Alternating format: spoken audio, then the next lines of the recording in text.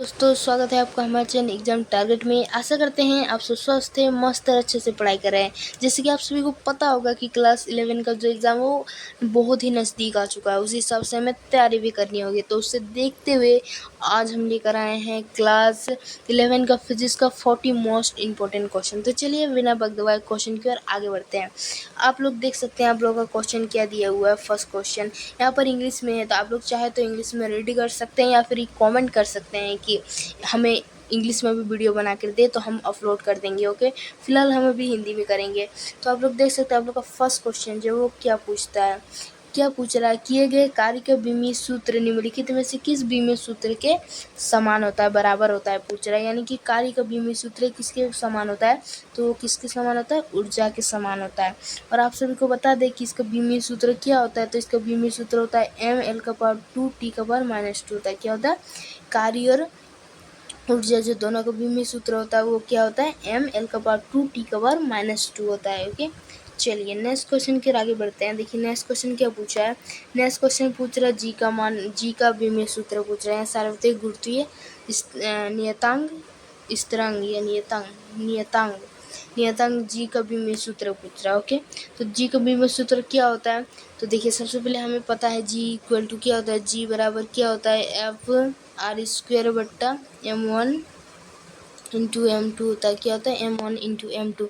तो हम इसी हिसाब से अगर इसे सॉल्व करते हैं, फिर से लिखते हैं हम, शायद हम लोग को जी इक्वल टू क्या होता है, F(r²/m1 m2 होता है। क्या होता है, m1 m2 होता है। ओके, फिर देखिए यहाँ पर अगर हम लोग यहाँ पर बल का बीमीय सूत्र लिखे तो बल का बीमीय सूत्र क्या होता है, mL/T⁻² होता है। यानी कि m1 L1T⁻² होता है। अब आप लोग को दिखाई दे रहा होगा।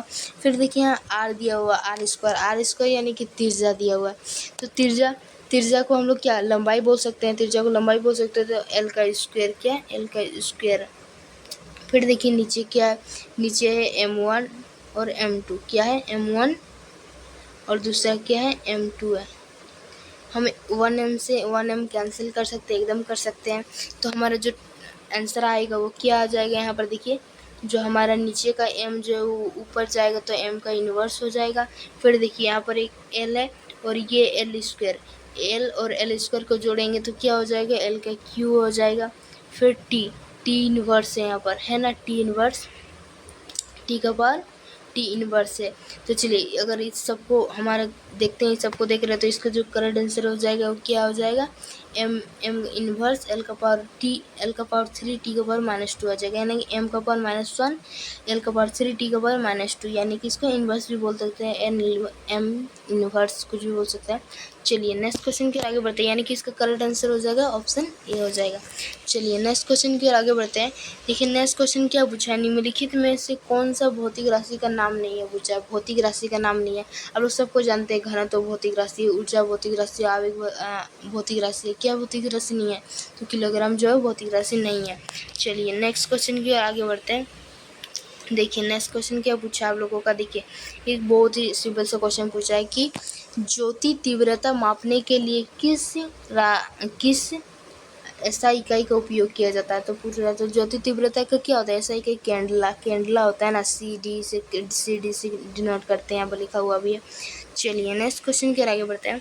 देखिए नेक्स्ट क्वेश्चन क्या पूछा है, यदि कोई वस्तु, देखिए क्या पूछ रहा है, यदि कोई वस्तु वृत्ताकार पद पर एक समान गति से चलती है, क्या कर रही है, यदि कोई वस्तु है जो एक वृत्ताकार पद पर, यानी कि वृत्ताकार यानी कि गोल वृत्ताकार पद पर एक समान गति से चलती है, तो उसमें वेग के बारे में क्या कहा जा सकता है, वेग के बारे में क्या कहा जा सकता है, तो कहा जा सकता है कि ये बदल रहा है। कैसे बदल रहा है, क्योंकि वृत्ताकार पथ पर घूम रहा है। देखिए जब वृत्ताकार पथ पर घूमेगा वेग का ये क्या होता है कि उसका दिशा भी ना बदले, लेकिन जब वृत्ताकार पथ पर घूमेगा, जब इधर आएगा तो इसका दिशा इधर होगा, जब इसे आगे बढ़ेगा तो इसका दिशा इधर होगा, फिर थोड़ा आगे बढ़ेगा ऐसे जाएगा तो इसका दिशा इधर होगा, यानी कि दिशा यहाँ बदल ही रहा है। तो क्या कह सकते हैं हम लोग, इसका वेग भी बदल रहा है, क्योंकि वेग दिशा और परिणाम दोनों पर डिपेंड करता है। ओके, चलिए नेक्स्ट क्वेश्चन की ओर आगे बढ़ते हैं।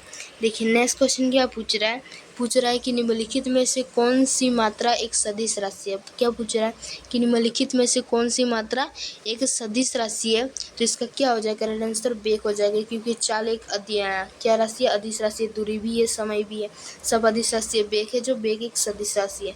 चलिए नेक्स्ट क्वेश्चन की ओर आगे बढ़ते हैं।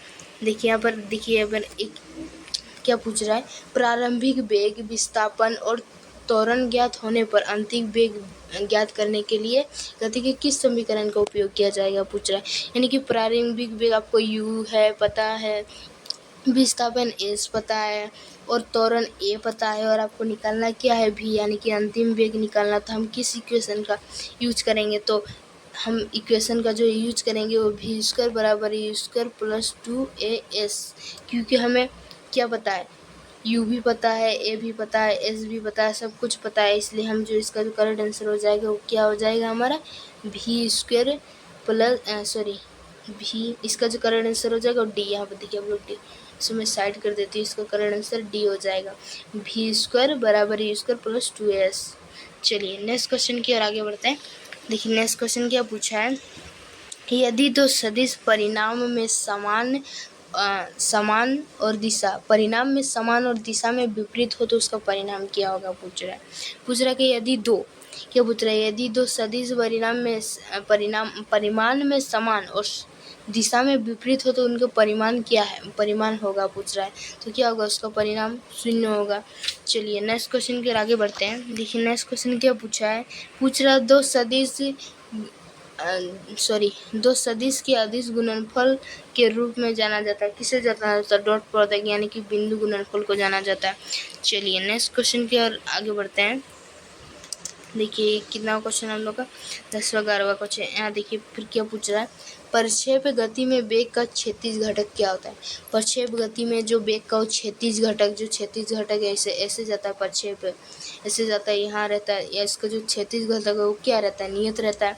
इसलिए फिगर कैसा रहता है, हम अगर आपको फिगर बना के दिखा देते हैं, ऐसे रहता है फिगर, ऐसे हमारा जाता है क्षैतिज घटक। ये हमारा जो है क्षैतिज घटक है, जो ऊपर तरफ जा रहा है क्षैतिज घटक, यानी कि जो क्षैतिज घटक रहता है वो क्या रहता है, वो नियत रहता है। इसका करेक्ट आंसर ए हो जाएगा। चलिए नेक्स्ट क्वेश्चन की आगे बढ़ते हैं। देखिए नेक्स्ट क्वेश्चन में क्या पूछा है, नेक्स्ट क्वेश्चन में पूछ रहा है कि m द्रव्यमान की एक गेंद, क्या पूछ रहा है, m द्रव्यमान की एक गेंद u वेग से एक कठोर दीवार से टकराती है और उसी गति से पलट जाती है। एक दीवार में टकराती है पूछ रहा है कि जैसे एक दीवार में टकराई कौन सा, u वेग से। m वस्तु की द्रव्यमान है, u वेग से टकराती है और फिर क्या पूछ रहा है, दीवार में टकराती है और उसी गति से पलट जाती है, यानी कि उसी गति से ये जो पलट जाती है। जब देखिए इधर से गया, जब इधर गया तो इधर जब गया mu, जब टकराया दीवार पे तो पॉजिटिव तब, लेकिन जब अगर इधर से पलट गई तो पलट गई, जैसे ही पलट गई कैसा नेगेटिव हो गया, क्या हो गया, नेगेटिव हो गया। ठीक है, मैं इसे फिर से आपको अच्छे से समझाती हूँ। ओके, देखिए एक दीवार है, क्या पूछ रहा है, m द्रव्यमान की एक गेंद है, m द्रव्यमान की गेंद है जो u वेग से कठोर दीवार में टकराती है, यानी कि जो ये है m द्रव्यमान u वेग से क्या होती है, कठोर दीवार में टकराती है पूछ रहा है ना, टकराई।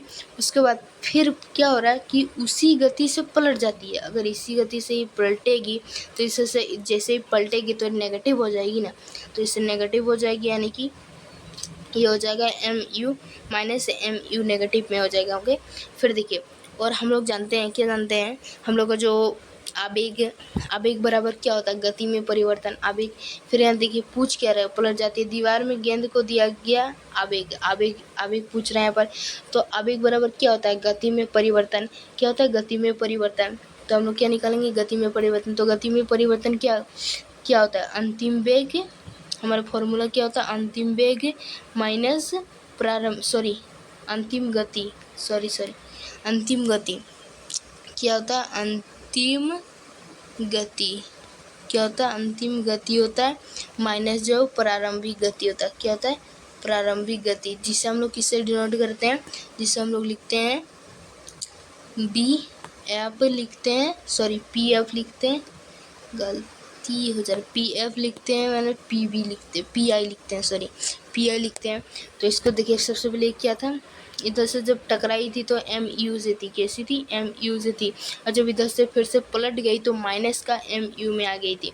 तो क्या पूछ रहा है, पहले अंतिम वेग पूछा है, तो अंतिम वेग क्या था, माइनस एम यू का क्या बोलते हैं, सदिश, सदिश एम यू का सदिश था। ओके, फिर देखिए यहाँ पर देखिए, फिर था प्रारंभिक वेग, प्रारंभिक एम यू का सदिश। ओके, अगर हम दोनों को, इसको दोनों को सॉल्व करेंगे तो क्या हो जाएगा, माइनस माइनस, सॉरी कहाँ गया, फिर देखिए यहाँ देखिए, इस दोनों का हम लोग माइनस माइनस पर क्या हो जाएगा, प्लस हो जाएगा, यानी कि 2 माइनस का 2 mu, ये हो जाएगा हमारा करेक्ट आंसर। यानी कि क्या दिख रहा है, ये हमारा यहाँ ऑप्शन डी दिख रहा है, तो ऑप्शन डी इसको करेक्ट आंसर हो जाएगा। चलिए नेक्स्ट क्वेश्चन की ओर आगे बढ़ते हैं। देखिए नेक्स्ट क्वेश्चन क्या पूछा है, निम्नलिखित में से किसे जरूरतों के नियम के रूप में भी जाना जाता है। ये क्वेश्चन हम 10 क्लास में भी पढ़ चुके हैं, बहुत ही हमें मतलब इंटरेस्ट था, बोलिए 10 क्लास में भी तो सबसे ज़्यादा इंटरेस्ट है न्यूटन के 3 गो गति नियम में, वो कभी नहीं भूल सकते न्यूटन को, न्यूटन का 3 गो गति नियम को। ओके, तो देखिए इसका जो करेक्ट आंसर हो जाएगा, क्या पहला गति नियम को हम लोग जरूरतों का नियम कहता है। ये बक बक के हम लोग 10 क्लास में अपना दिमाग खा दिए थे। ओके, चलिए नेक्स्ट क्वेश्चन की ओर आगे बढ़ते हैं। देखिए नेक्स्ट क्वेश्चन क्या पूछा है, नेक्स्ट क्वेश्चन पूछा है कि संवेग में परिवर्तन द्वारा दिया गया है, संवेग में परिवर्तन डैश द्वारा दिया गया, क्या संवेग में परिवर्तन क्या होता है, बल इंटू समय होता है, क्या होता है, बल इंटू समय होता है। चलिए नेक्स्ट क्वेश्चन की आगे बढ़ते हैं। देखिए यहाँ पर एक नेक्स्ट क्वेश्चन दिया हुआ, क्या दिया हुआ है, 10 ग्राम द्रव्यमान एक कर्क पानी पर तैर रहा है, 10 ग्राम द्रव्यमान का एक कर्क है जो पानी में तैर रहा है, कर्क पर कार्य करने वाला शुद्ध बल पूछ रहा है, कर पर कार्य करने वाला शुद्ध बल पूछ रहा है। तो इसका देखिए, इसका जो करेक्ट आंसर हो जाएगा ना, वो क्या हो जाएगा, 0 न्यूटन हो जाएगा। आप पूछ रहे कैसे, कैसे 0 न्यूटन, क्या बोल रहा है कि 10 ग्राम का कोई एक कर्क है, मान लो एक कर्क है जो क्या कर रहा है, पानी में तैर रहा है। ओके, पानी में तैर रहा है बोल रहा है, अगर इसमें क्या बोल रहा है कि कार्य करने वाला शुद्ध बल, इसमें कोई बल कार्य ही नहीं कर रहा है। अगर इसको कोई बल अगर कार्य करता है, मान लो ऊपर तरफ नीचे तरफ mg लग रहा है। ओके, अगर ऊपर तरफ कोई बल कार्य कर रहा है तो इसे ऊपर तरफ खींचता लेकिन ये खींच ही नहीं रहा है, यानी कि तैर रहा है बोल रहा है, तो इसमें कोई बल लग ही नहीं रहा है, यानी कि इसका जो करेक्ट आंसर हो जाएगा वो 0 न्यूटन हो जाएगा। चलिए 0 न्यूटन का बल लग रहा है, यानी कोई बल नहीं लग रहा है। चलिए नेक्स्ट क्वेश्चन फिर आगे बढ़ते हैं। देखिए नेक्स्ट क्वेश्चन फिर क्या पूछा आप लोगों का, एनर्जी क्या है, यानी कि जो यहाँ पर देखिए क्या है पूछ रहा है, ऊर्जा, ऊर्जा क्या है पूछ रहा है, तो ऊर्जा क्या, कार्य करने की क्षमता, क्या है, कार्य करने की क्षमता है। चलिए नेक्स्ट क्वेश्चन की ओर आगे बढ़ते हैं। बल विस्थापन वक्र का क्षेत्रफल दर्शाता है, क्या, बल विस्थापन वक्र का जो क्षेत्रफल है वो दर्शाता है, क्या क्षेत्र, क्या दर्शाता है उसको, क्या दर्शाता है, तो किया गया कार्य दर्शाता है, ऑप्शन डी। चलिए नेक्स्ट क्वेश्चन की ओर आगे बढ़ते हैं। देखिए नेक्स्ट क्वेश्चन क्या पूछा है आप लोगों का, जो कितना 17वां क्वेश्चन है, क्या पूछा है, पूर्णतः अप्रत्याश टक्कर में, पूर्णतः अप्रत्याश टक्कर में क्या होता है। तो आप लोगों को पता होगा कि पूर्णतः अप्रत्याश टक्कर में क्या होता है, संवेग संरक्षित रहता है। तो यहाँ पर देखिए आप लोग फर्स्ट ऑप्शन में ही दिया हुआ है कि केवल संवेग संरक्षित रहता है, क्या होता है, केवल संवेग संरक्षित रहता है। चलिए नेक्स्ट क्वेश्चन की आगे बढ़ते हैं।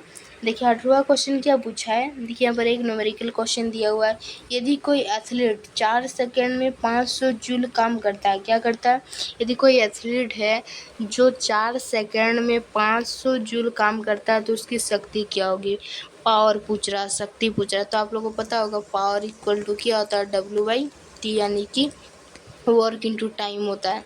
तो आप लोग को क्या है, यहाँ पर वर्क कितना काम कर रहा है, 500 जूल काम कर रहा है, कितना काम कर रहा है, 500 जूल काम कर रहा है। रुकिए इसे थोड़ा मिटा लेती हूँ मैं, अच्छा मिट जा भाई, ये तो पूरा ही मिट गया, कोई बात नहीं, हम दोबारा लिख लेते हैं, क्या करते हैं, दोबारा लिख लेते हैं। देखिए अब P इक्वल टू कहाँ कहाँ चल रहा है ये, P बराबर क्या होता है, W/T होता है, यानी कि power equal to work by time. चलिए तो देखिए यहाँ पर कितना काम कितना कर रहा है, 500, एकदम सिंपल है, 500 और टाइम कितना, 4 सेकेंड, कुछ नहीं, इसको काटिए, कितना में कटाएगा, 125, और ये जूल में होता है और ये कितना सेकंड में, तो जूल सेकंड इसका क्या हो जाएगा, 125। आप लोग देख सकते हैं वेटर हो जाएगा। तो तो इसका जो करेक्ट आंसर हो जाएगा वो क्या हो जाएगा, बी हो जाएगा। चलिए नेक्स्ट क्वेश्चन की ओर आगे बढ़ते हैं। देखिए नेक्स्ट क्वेश्चन क्या पूछा है, जड़त्व आघूर्णक का कोणीय वेग गुणनफल कहलाता है। जड़त्व आघूर्णक का कोणीय वेग गुणनफल कहलाता है, तो क्या कहलाता है, कोणीय संवेग कहलाता है। क्या कोणीय संवेग। चलिए देखिए यहाँ पर लिखा है परिभ्रमण त्रिज्या का मात्रक है। परिभ्रमण त्रिज्या का क्या मात्रक है, मीटर, क्या मीटर। चलिए नेक्स्ट क्वेश्चन के आगे बढ़ते हैं। देखिए यहाँ पर एक क्वेश्चन दिया हुआ, क्या दिया हुआ है, घूर्णन गतिज ऊर्जा बराबर होता है। घूर्णन गतिज ऊर्जा बराबर हम लोग जानते हैं ½ I W² होता है। क्या ½ I W² होता है, इक्वल टू नहीं जानते हम लोग, इक्वल टू क्या होता है वो ½ I W²। चलिए नेक्स्ट क्वेश्चन यानी कि ऑप्शन डी इसका करेक्ट आंसर हो जाएगा। चलिए नेक्स्ट क्वेश्चन की ओर आगे बढ़ते हैं। देखिए नेक्स्ट क्वेश्चन क्या पूछा है, किधर गया ये, नेक्स्ट क्वेश्चन पूछा है। देखिए यहाँ पर क्या पूछा है, द्रव्यमान m और त्रिज्या r के एक ठोस बेलन उसके अक्ष के परितः जड़त्व आघूर्ण क्या होगा, पूछ रहा जड़त्व आघूर्ण क्या होगा, तो ½M r² होगा। क्या ½ M r² हम लोग पढ़ चुके हैं कि जड़त्व आघूर्ण क्या होता है, ½ M r² होता है। चलिए नेक्स्ट क्वेश्चन फिर आगे बढ़ते हैं। देखिए कौन सा नियम सूर्य के चारों ओर ग्रह की कक्षाओं का वर्णन करता है। ये आप लोग को फर्स्ट जो फिजिक्स का फर्स्ट तरफ पढ़ाया गया था, केपलर का नियम। केपलर ने कितना नियम दिए हैं, इसने भी 3 नियम दिए हैं। चलिए नेक्स्ट क्वेश्चन फिर आगे बढ़ते हैं। देखिए नेक्स्ट क्वेश्चन क्या पूछा है, 1 किलोग्राम चीनी खरीदना कहाँ पर लाभदायक हो सकता है। 1 किलोग्राम चीनी खरीदना कहाँ पर लाभदायक हो सकता है, भूमध्य रेखा पर। क्यों भूमध्य रेखा पर लाभदायक हो सकता है, क्योंकि भूमध्य रेखा पर जो वो भार कम होता है। क्या होता है, भार जो वो कम होता है। हम लोग चीनी खरीदेंगे, उसका भार कम होगा तो हम लोग का ज़्यादा नहीं चढ़ेगा चीनी, तो हमारा लाभ हुआ कि नहीं हुआ, हुआ ना लाभ। इसलिए लाभदायक है कहाँ पर, भूमध्य रेखा पर। अगर पूछा कि देखिए अगर इसी चीनी को आप बेचेंगे, यानी कि बेचने पर अगर ऐसा क्वेश्चन अगर ऐसा रहता है कि 1 किलोग्राम चीनी बेचने पर कहाँ लाभदायक हो सकता है, तो आप लिखते ध्रुव पर। क्या ध्रुव पर, क्योंकि ध्रुव पर जो भार ज़्यादा होता है, यानी कि अगर हम 1 किलो चीनी को वहाँ रखेंगे तो उसका बहुत ज़्यादा हो जाता है, तो इसलिए वहाँ पर हमें फ़ायदा होगा। चलिए नेक्स्ट क्वेश्चन की ओर आगे बढ़ते हैं। देखिए नेक्स्ट क्वेश्चन क्या पूछ रहा है, आप लोग अगर ध्यान से देखते जाएंगे तो हम एक क्वेश्चन से 2 क्वेश्चन बना रहे हैं। आप लोग का एक क्वेश्चन में 2 क्वेश्चन लफ्जी बज रहा है। आप लोग चाहे तो और भी क्वेश्चंस बना सकते हैं इस हिसाब से। ओके चलिए देखिए ये क्वेश्चन क्या पूछा, गुरुत्वाकर्षण बल एक बल है। क्या गुरुत्वाकर्षण एक बल है, गुरुत्वाकर्षण एक कैसा बल है। हाँ देखिए आप लोग देख सकते हैं कि कितना ऊंचाई से नीचे ग्रेविटेशन लगता है, गुरुत्वाकर्षण नीचे लगता है। सूर्य क्या, देखिए आप कुछ भी चीज़ को ऊपर तरफ फेंकिएगा कितना ऊपर से नीचे में ग्रेविटेशन फोर्स लगता है, तो आप लोग जान जाएंगे कि लंबी दूरी का बल है। क्या लंबी दूरी का बल है। चलिए नेक्स्ट क्वेश्चन की ओर आगे बढ़ते हैं। देखिए जो नेक्स्ट क्वेश्चन है वो क्या पूछता है, प्रति इकाई क्षेत्रफल पर प्रत्यानयन बल को किस रूप में जाना जाता है, तो किस रूप में जाना जाता है, प्रतिबल। किसमें, प्रतिबल। चलिए नेक्स्ट क्वेश्चन के आगे बढ़ते हैं। देखिए नेक्स्ट क्वेश्चन पूछा हुक का नियम बताता है। हुक का नियम क्या बताता है कि प्रतिबल विकृति के अनुक्रमणानुपाती होती है। क्या होती है, प्रतिबल जो है वो डायरेक्ट टू पोस्टमोंट अनुक्रमणानुपाती होती है, यानी कि क्या होती है, प्रतिबल जो विकृति के अनुक्रमणानुपाती होती है। चलो नेक्स्ट क्वेश्चन की ओर आगे बढ़ते हैं। देखिए फिर देखिए आप लोगों का जो कहाँ गया, ये तरल दाब निर्भर करता है पूछ रहा है। तरल दाब निर्भर करता है पूछ रहा है, तो इसका जो करेक्ट आंसर है वो क्या हो जाएगा आपका। तो देखिए तरल दाब निर्भर करता है, इससे थोड़ा सा मैं समझा देती हूँ आप सभी को। ओके तरल दाब यानी कि पी, प्रेशर पी, तरल दाब को भी पी से नोट करते हो। ओके इससे क्या पूछता है, एच क्या होता है, रो जी इसका जो होता है, यानी कि P बराबर होता है एच रो जी। एच यानी कि ऊंचाई, रो यानी कि घनत्व। तो आप लोग यहाँ पर देख सकते हैं, आप लोग यहाँ पर देखिए कहीं पर घनत्व का उपयोग है ना, नहीं है। आकार, क्षेत्रफल, एरिया, ऊंचाई पूछ रहा है, तो आप लोग यहाँ पर देख सकते हैं ऊंचाई। तरल स्तंभ की ऊंचाई पर, तो आप इसे भी करेक्ट कह सकते हैं, यही करेक्ट होगा, यानी कि उसका ऑप्शन जो सी है वो करेक्ट हो जाएगा। क्योंकि देखिए यहाँ पर एक दिशा दी है, तो दिशा का कोई हम कुछ काम ही नहीं है दिशा का। पी हम लोग अभी तो लिखे PH रो जी दिया हुआ है यहाँ पर। तो देखिए एच है, यहाँ पर एच है ना, तरल स्तंभ की ऊंचाई पर बोल रहा है, यानी कि जो पी है वो ऊंचाई पर निर्भर करता है। हाँ करता है। आकार पर निर्भर करता है, नहीं रे बाबा, आकार पर निर्भर नहीं करता, क्षेत्रफल पर भी निर्भर नहीं करता, दिशा पर भी निर्भर नहीं करता, तरल स्तंभ की ऊंचाई पर निर्भर करता है। ओके, तो इसका करेक्ट आंसर हो जाएगा सी। चलिए नेक्स्ट क्वेश्चन की ओर आगे बढ़ते हैं।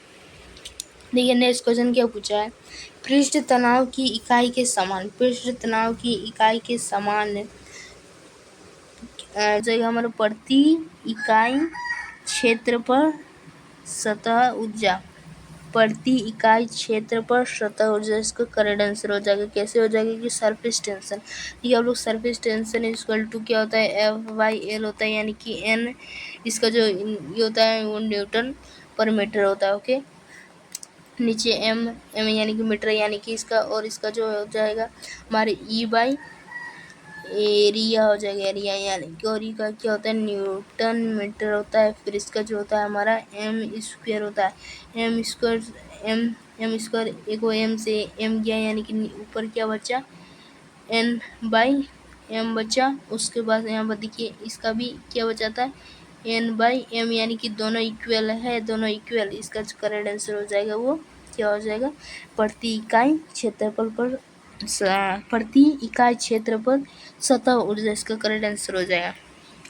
चलिए नेक्स्ट क्वेश्चन देखिए, तीसरा क्वेश्चन क्या पूछा है, किस पदार्थ पर ऊष्मा हस्तांतरण चालन विधि से होता है, कि तो कैसे होता है, ठोस में होता है, किसमें, ठोस में। चलिए नेक्स्ट क्वेश्चन की ओर आगे बढ़ते हैं। देखिए नेक्स्ट क्वेश्चन क्या पूछा है, निम्न में से किस पदार्थ की विशिष्ट ऊष्माधारिता अधिकतम होती है, पूछा निम्न में से किस पदार्थ की विशिष्ट ऊष्माधारिता अधिकतम होती है, तो वो पानी की होती है, किसकी, पानी के, जल की होती है भाई।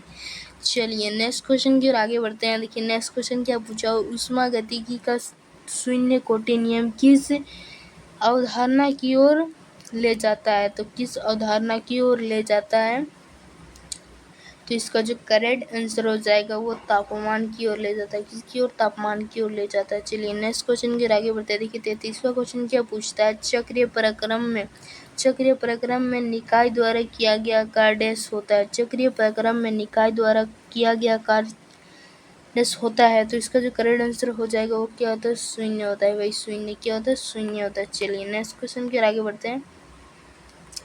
देखिए यहाँ पर एक क्वेश्चन दिया हुआ है, गैस के अणुओं की औसत गतिज ऊर्जा के अनुक्रमणापाती होती है, डैश अनुक्रमणापाती होती है, तो क्या होती है अनुक्रमणापाती, तो आप लोग जानते होंगे कि E क्या होता है 3/2 RT होता है, यानी कि जो 3/2 R ये कांस्टेंट वैल्यू, यानी कि E जो है वो डायरेक्टली पोस्टपोन टू T हो जाएगा, यानी कि जो E